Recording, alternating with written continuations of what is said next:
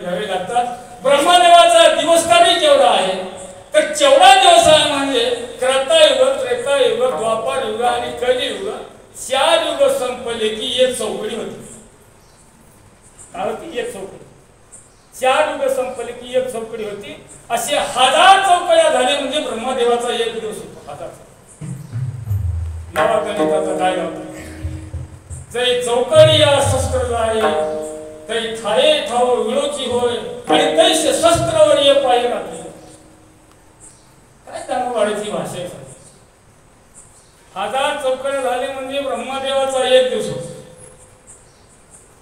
असे 1000 युग झाले म्हणजे ब्रह्मदेवाचा एक महायुग होतो आणि त्या ब्रह्मदेवाचे 28 युग झाले विष्णू भाटापण।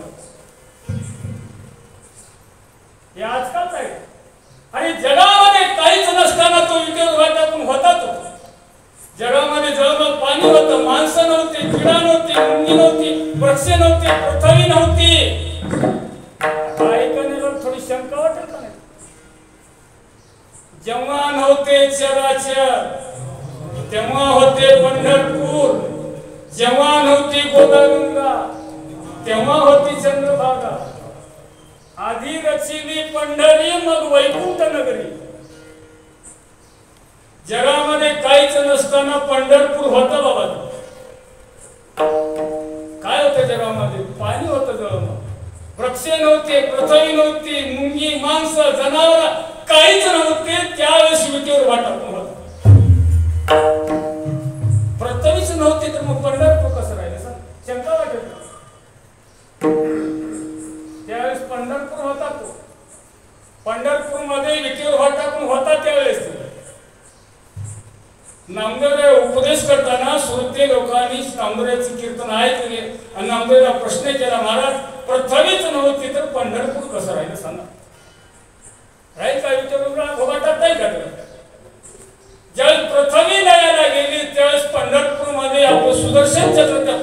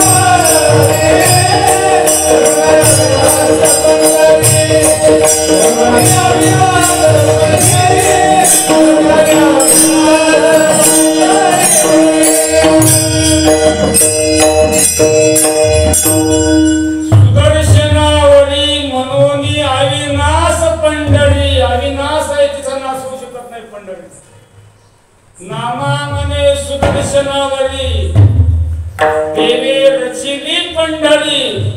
नामदेव म्हणतात भगवंतांनी सुदर्शन चक्र टाकलं पृथ्वी ज्यावेळेस लयाला जात असताना आणि ते पंढरी त्या भगवंताच्या सुदर्शनावर राहिली आणि त्यावेळेस तो विटेवर वाट टाकून होताच। म्हणून ही अनादी कालचा आजचा नाही नवे आजी कालीचे युग झाले 28चे। ब्रह्मदेवाचे 28 युग झाले विटेवर वाट टाकून। आपले युग नाही अनादी कालाचा आहे। असा तो भगवान परमात्मा तो विटेवर आला म्हणून तुकोबाराय म्हणतात गुणाला विठीवरी असा पितांबरधारी सुंदर जो पितांबरधारी आहे। कशा करता पितांबर धारण केला तर भक्ता करता पितांबर तो धारण केलेला आहे आणि सुंदर आहे। किती सुंदर आहे? त्या सुंदर